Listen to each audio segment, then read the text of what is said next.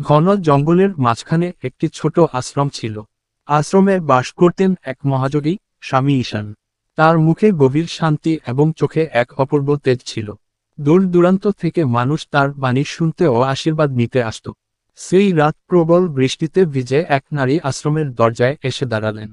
তার মুখ ভিজে ছিল, চোখ ছিল লাল ও বেদনায় ভরা। তিনি দরজায় কড়া নাড়লেন। কে? ভেতর থেকে স্বামী ঈশান প্রশ্ন করলেন। আমি আমি এক বিধবা, কম্পমান কণ্ঠের উত্তর দিলেন নারী।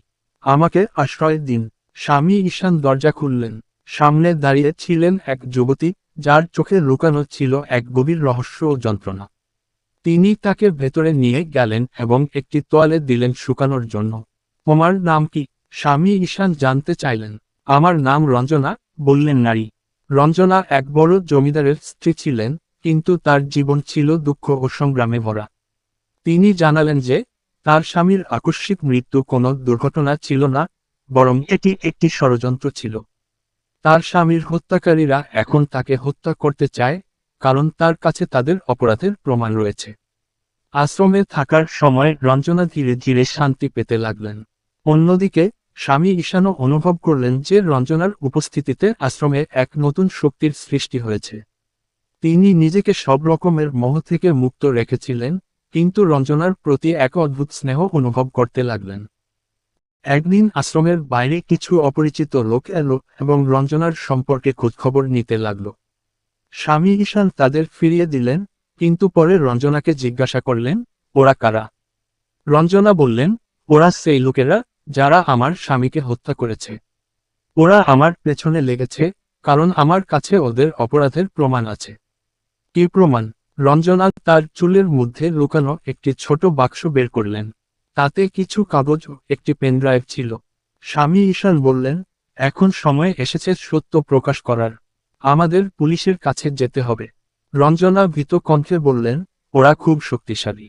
ওরা পুলিশকেও কিনে নিতে পারে। স্বামী ঈশান হেসে বললেন, তুমি শুধু সত্যের শক্তিতে বিশ্বাস রাখো। সত্য কখনো পরাজিত হয় না। পরের দিন রাতে কিছু লোক আশ্রমের বাইরে ঘোরাঘুরি করছিল। স্বামী ঈশান বুঝতে পারলেন বিপদ আসন্ন।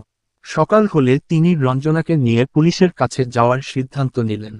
কিন্তু পথে তাদের উপর আক্রমণ হলো। স্বামী ঈশান ও রঞ্জনা পালিয়ে যাওয়ার চেষ্টা করলেন, কিন্তু ওরা তাদের ঘিরে ফেলল।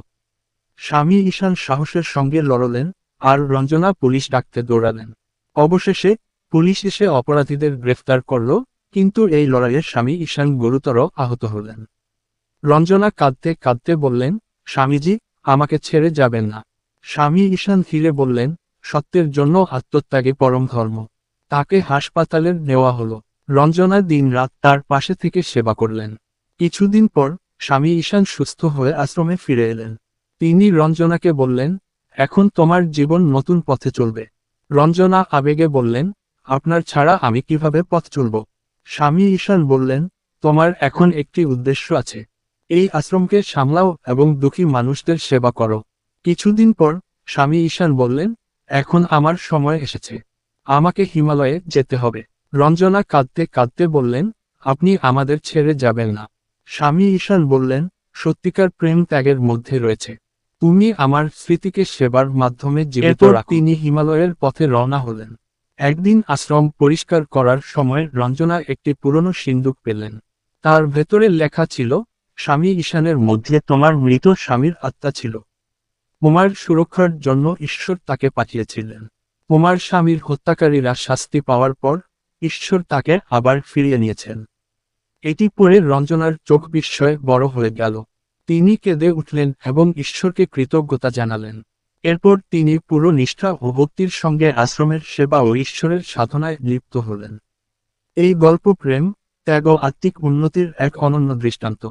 এটি আমাদের শেখায় যে প্রকৃত ভালোবাসা কেবল পাওয়ার মধ্যে নয়, বরং দেওয়ার মধ্যেই নিহিত। ঈশ্বর যদি দুঃখ দেন, তবে সেই দুঃখ থেকে বেরিয়ে আসার শক্তিও দেন।